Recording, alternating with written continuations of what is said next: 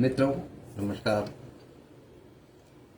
आज की कार्यशाला के लिए मैं इस समय आपके समस्त साथियों का अभिवादन करता हूं और उपस्थित हूं आज की कार्यशाला पर अपने कुछ विचार देने के लिए। आज की कार्यशाला का विषय मुझे बहुत प्रारंभ से ही थोड़ा उद्वेलित सा कर रहा है। वास्तव में मैं समझ नहीं पा रहा हूं कि इसमें किस बिंदु पर किस प्रकार से अपनी चर्चा प्रारंभ करूं, क्योंकि पहला एक बिंदु है इसमें कि हमारे कार्यक्षेत्र में या कार्यालय में पहला दिन अनुभव कैसा रहा। निश्चित रूप से जिन लोगों ने भी सेवाएं प्रदान की हैं अपने कार्यालयों में, जब उनका सबसे पहला दिन रहा तो निश्चित रूप से पहला दिन अक्सर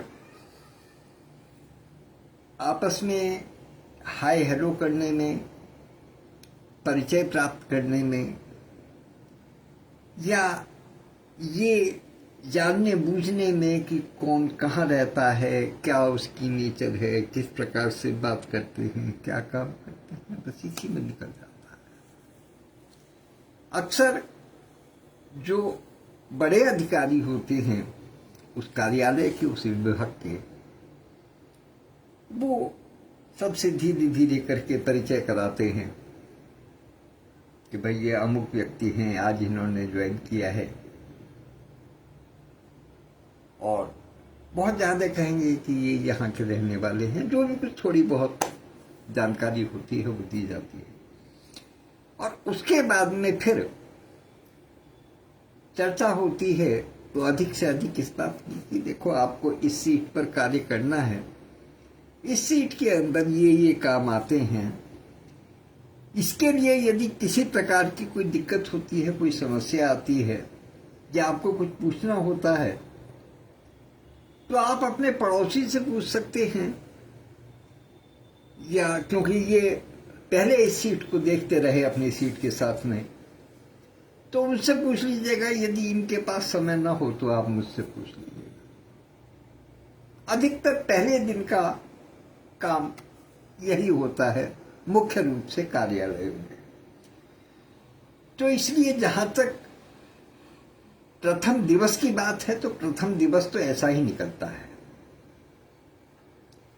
फिर आती है जिम्मेदारी की बात, वो प्रथम दिवस के बाद में आती है जिम्मेदारी कि भाई अब आपको इस सीट पर काम करना है, इस सीट पर ये काम होना है, इस तरीके से करना है। वो फिर धीरे धीरे करके आदमी उसमें अभ्यस्त होता चला जाता है, फिर करता चला जाता है, और ज्यों ज्यों उसकी वरीयता बढ़ती चली जाती है, वरिष्ठ होता चला जाता है, तो उस पर जिम्मेदारियां और बढ़ती चली जाती हैं। तो वो सारी चीजें चलती।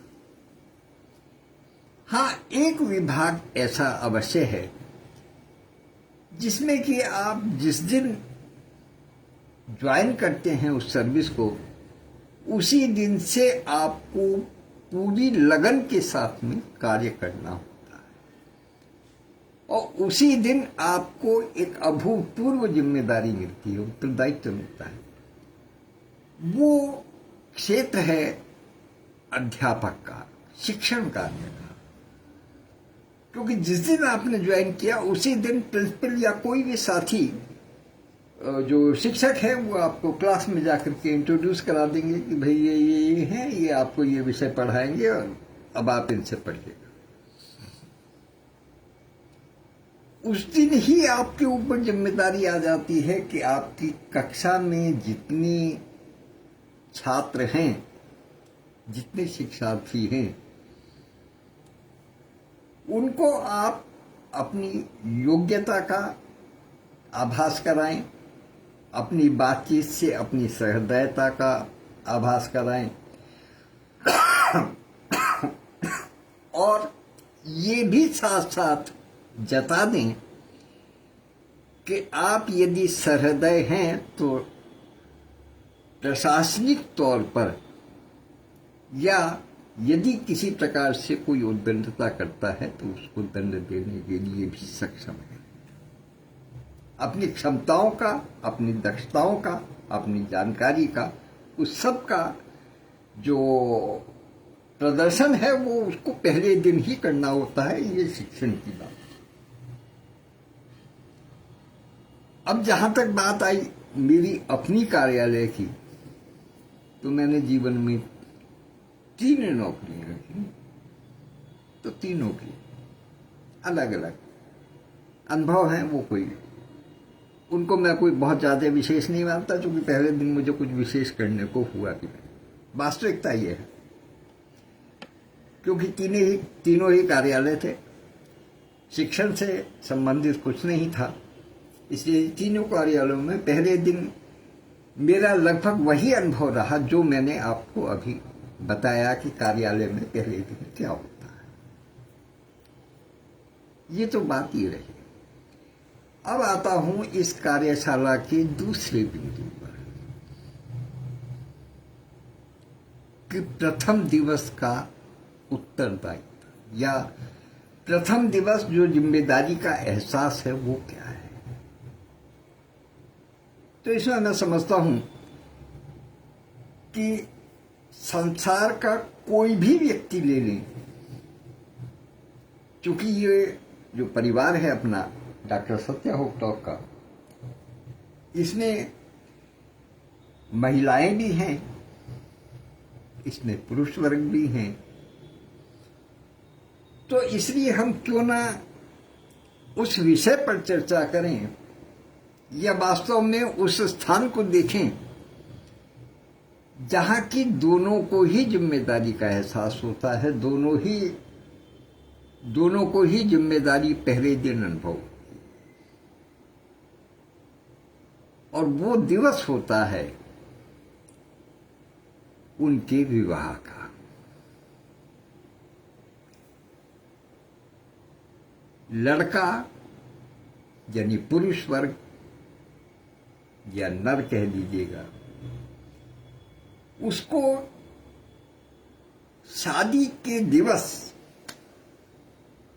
ही इस बात का एक उत्तरदायित्व तो मिलता है कि अब मेरी यूनिट में एक साथी और जुड़ गया है, क्योंकि उस समय तक उसकी यूनिट अलग नहीं है, वो अपने माता पिता की यूनिट में है, माता पिता के संरक्षण में कार्य करता रहा था। लिहाजा परिवार का एक सदस्य और आ गया है। और जब भी कोई नया सदस्य आता है, वो किसी के लिए भी हो, चाहे स्त्री हो पुरुष हो कोई भी हो, जब भी कोई नया सदस्य जुड़ता है तो उसके प्रति एक अतिरिक्त जिम्मेदारी का भाव आ जाता है, एक अतिरिक्त उत्तरदायित्व का भाव आ जाता है कि इसको किसी प्रकार की ठेस न लगे। और ये दोनों के लिए आता है, स्त्री हो पुरुष हो। विवाह के दिन दोनों के मन में एक विशेष उत्तरदायित्व रहता है कि अब आगे जो है हमें कुछ जिम्मेदार होकर के काम करना पड़ेगा, कुछ उत्तरदायित्व तो हमारे ऊपर आ गए हैं। चाहे कोई कितना भी उच्छृंखल क्यों ना हो, चाहे कोई कितने भी स्वतंत्र विचारों का क्यों ना हो, वर या वधू, लेकिन फिर भी विवाह के दिन एक अतिरिक्त उत्तरदायित्व आ जाता है। और वो उत्तरदायित्व, वो वास्तविक उत्तरदायित्व का पहला दिवस होता है, जब ये लगता है कि नहीं, अभी तक तो केवल जान पहचान थी, लेकिन अब पूरा जीवन एक साथ गुजारना है, तो एक दूसरे के साथ में सामंजस्य बैठाना है। ये पहला उत्तरदायित्व। दूसरा उत्तरदायित्व ये कि हमें एक दूसरे के साथ में ऐसा व्यवहार करना है जो कि किसी को बोझिल न लगे, एक दूसरे को बोझिल न लगे।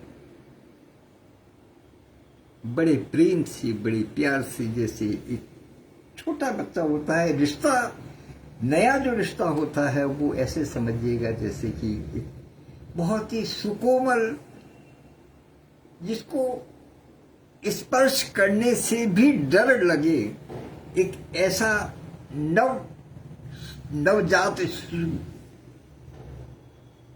जिसको हाथ लगाने से ऐसा लगे कि अरे कहीं मैला ना हो जाए, अपने अंदर एक अलग अनुभूति हो स्पर्श मात्र से, तो वो अनुभूति सदैव बनी रहे, या उसका एहसास सदा हमारे मनों में बना रहे, वो एक उत्तरदायित्व है। दोनों के परिवार में एक दूसरे की आदर बना रहे, इज्जत बनी रहे, ये उत्तरदायित्व है। जहां लड़के के ऊपर ये उत्तरदायित्व होता है कि वो जिसको ब्याह करके लाया है उसका ध्यान रखना है, वहीं ये भी उत्तरदायित्व होता है कि वो अपने माता पिता को ये महसूस ना हो कि अब उसकी पत्नी आ गई है तो वो हमें भूल गया। वो उस पर इस बात का भी उत्तरदायित्व आ जाता है कि शादी के बाद में यार दोस्त ये ना कहने लगे कि यार अब तो तुम हमको भूल ही गए। ये मैं आपको उन उत्तरदायित्वों की बात कर रहा हूं जिसको कि आदमी अपने अंदर महसूस करता है। ये कहने की बात नहीं है, लेकिन ये वास्तविकता है कि यार लोग ये ना समझें कि यार अब तो शादी हो गई, अब तो भूल गया। माँ बाप ये ना अनुभव करें कि अब तो शादी हो गई, अब तो हमसे कोई मतलब नहीं रहा। पत्नी ये ना महसूस करे कि देखो सबके साथ सबका ख्याल रख रहे हैं लेकिन मेरा ख्याल नहीं रख।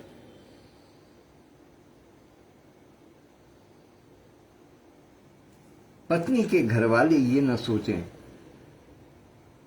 कि ये तो बड़ा अकड़ू है, इस बात का भी ध्यान रखना पड़ता है। ये भी उत्तरदायित्व है। दूसरी तरफ लड़की के मन में कौन कौन से उत्तरदायित्व है। यदि ऑफिस में काम करने वाली है तो उसको ये है कि यार दोनों की जिम्मेदारी निभानी है, घर की भी और ऑफिस की।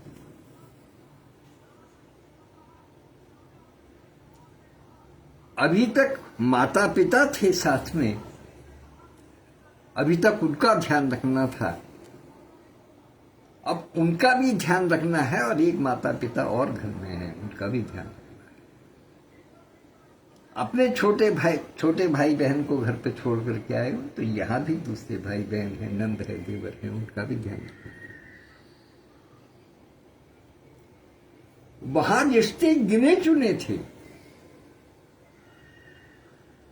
गिने चुने का मतलब वहां आपके माता पिता थे, भाई बहन थे, चाचा थे, ताऊ थे, मामा थे, मौसा थे, बस। क्योंकि उस घर में लड़की ने जन्म लिया था, लिहाजा वहां ये एक नैसर्गिक वो थे, संबंध थे। लेकिन शादी के तुरंत बाद, ससुराल में आने के बाद में फिर माता पिता बदल जाते हैं।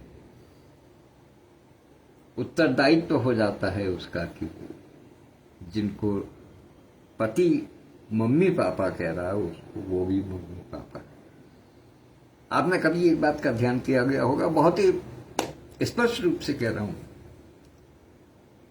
अक्सर आपने देखा होगा कि जब तक रिश्ता नहीं होता है, या कहिए जब तक शादी नहीं होती है, रिश्ते की बात छोड़ दीजिए, जिस समय तक शादी के बंधन में लड़का और लड़की नहीं बनते, तब तक लड़का लड़की के माता पिता को और लड़की लड़के के माता पिता को अंकल और आंटी कहकर के संबोधित करते हैं। कहीं भी देख लीजिएगा ये बिल्कुल खुले तौर पर। लेकिन जिस दिन शादी हो जाती है, जिस दिन विवाह हो जाता है, उसी क्षण से उत्तरदायित्व तो हो जाता है कि फिर मम्मी पापा हो जाते हैं, फिर अंकल आंटी नहीं रहते। ये सब वो छोटे छोटे उत्तरदायित्व हैं जो कि अपने अंदर हर व्यक्ति महसूस करता है, हर पुरुष महसूस करता है, हर स्त्री महसूस करती है। तो इसलिए जब जिम्मेदारी की बात करते हैं तो जिम्मेदारी का एहसास का पहला दिन जो है वो सामान्य परिस्थितियों में पहला दिन जिम्मेदारी के एहसास का वो वही होता है जिस दिन व्यक्ति की शादी, जिस दिन विवाह होता है, वो पहला दिन होता है जिम्मेदारी का। हालांकि ईश्वरीय विज्ञान के अनुसार कभी कभी कुछ ऐसी परिस्थितियां भी होती हैं कि जैसे परिवार में पिता का न रहना या पिता का किसी परिस्थितिवश कमाने योग्य न रहना या दुर्व्यसनों में पड़ जाना, इस प्रकार की कोई परिस्थिति मान ली आ जाती है। ऐसी स्थिति में कभी कभी जिम्मेदारी समय से पहले बच्चों पर आ जाती है। तो इसलिए जो मैंने सामान्य परिस्थिति की बात की थी वो थी, लेकिन वास्तव में जिम्मेदारी की कोई उम्र नहीं। जिम्मेदारी हमेशा परिस्थितियों के अनुसार आती है। कहते हैं, एक बहुत ही पुरानी कहावत है कि जिम्मेदार कौन, तो उसकी भी कहा जाता है कि जिम्मेदार वो जो जिम्मेदारी समझे। निश्चित रूप से बहुत से लोग ऐसे भी होंगे जो कि विवाह के बाद भी अपनी जिम्मेदारी को नहीं समझते, लेकिन बहुत से लोग इसी समाज में ऐसे भी हैं, और ऐसे न केवल लड़के हैं बल्कि लड़कियां भी ऐसी हैं जिन्होंने कि अपने छोटे भाई बहनों को संभालने के लिए, अपनी परिस्थितिवश अपने माता पिता के दुर्दिनों को संभालने के लिए पूरी जिम्मेदारी के साथ में परिवार का पालन पोषण किया है, अतिरिक्त उत्तरदायित्व लेते हुए पालन पोषण किया है, तो वो भी जिम्मेदार। तो इसलिए उत्तरदायित्व का कोई भी दिन पहला नहीं होता, जिम्मेदारी का कोई दिन पहला नहीं हो सकता। जब मनुष्य के मन में उत्तरदायित्व का आभास हो जाए तब से ही वो उत्तरदायी होता है। कहते हैं ना, एक और मैं आपको पुरानी कहावत बताता हूं, उत्तरदायित्व में से ही आप उसको जोड़ सकते हैं। कहते हैं कि जब हम कोई परीक्षा देते हैं, जब छात्र जीवन में जब हमने कोई परीक्षा दी विद्यालय में, तो वो परीक्षा हमने कब दी? जब उससे पहले हमें शिक्षकों ने पढ़ा दिया, हमें सिखा दिया, हमें बता दिया, हमें विषय की जानकारी दे दी, तब हमने उस विषय की परीक्षा दी।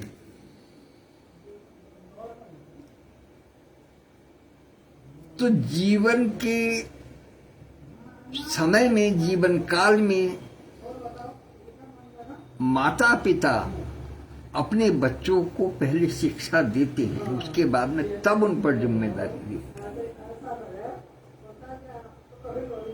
तो वही सब चीजें हैं, इसलिए जिम्मेदारी की कोई उम्र नहीं है।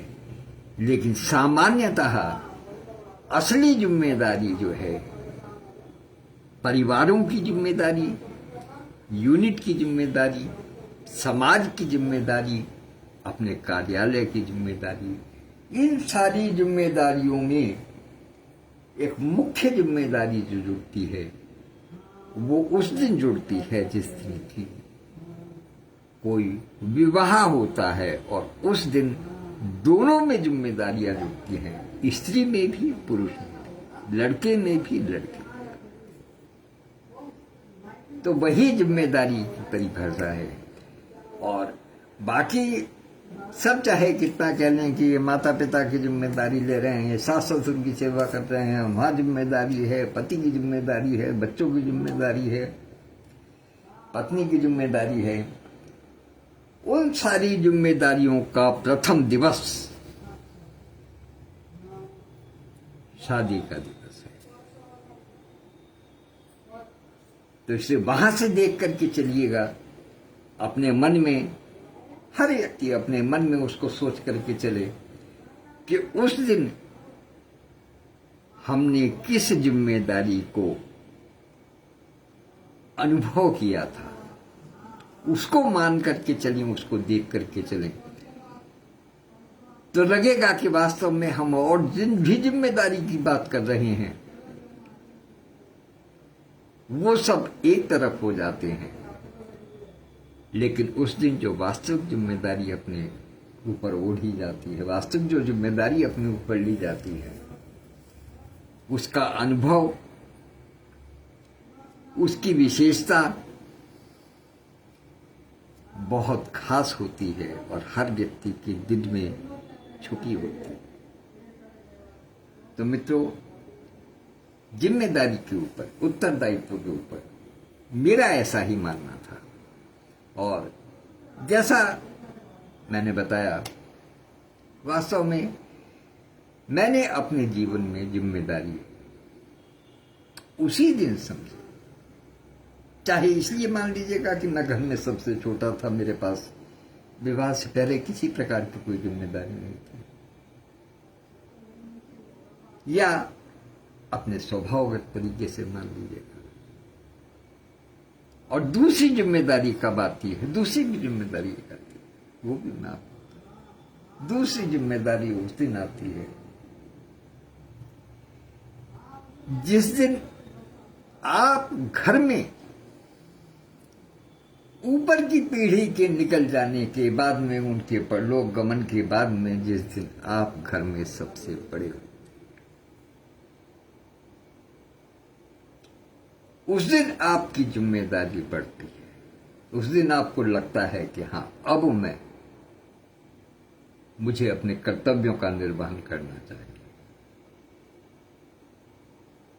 ये हर व्यक्ति के जीवन में आती है, ये कोई कहने की या उसकी विचार करने वाली इसमें कोई बात नहीं है। हर व्यक्ति के जीवन में आती है। वो एक समय ऐसा जरूर आता है, महादेव की कृपा से एक समय जीवन में ऐसा अवश्य आता है जब उसके ऊपर की सारी पीढ़ियां परलोकगामी हो जाती हैं और उसको छोटी छोटी हर चीज का, हर वस्तु का, हर बात का, हर विषय का, हर व्यक्ति का, जो उससे छोटे हैं, जो उससे जुड़े हुए हैं, उनका ध्यान रखना। तो एक जिम्मेदारी विवाह के दिवस और एक जिम्मेदारी उस दिन जबकि घर के बड़े नहीं रहते हैं परिवार में, वो मुख्य रूप से जिम्मेदारी के दिवस होते हैं। और वहीं आदमी का पता चलता है कि वो अपनी जिम्मेदारियों को किस प्रकार से निभाता है। धन्यवाद। आज के लिए इतना ही। बहन तस्लीम फातिमा का मुझे आदेश हुआ है कि प्रतिदिन सवेरे 8 बजे भले ही 5 मिनट के लिए सही लेकिन उपस्थित अवश्य हुआ करें। मैं उनके आदेश को नतमस्तक होकर के स्वीकार करता हूं और इस समय आपसे आज्ञा चाहता हूं। धन्यवाद। नमस्कार।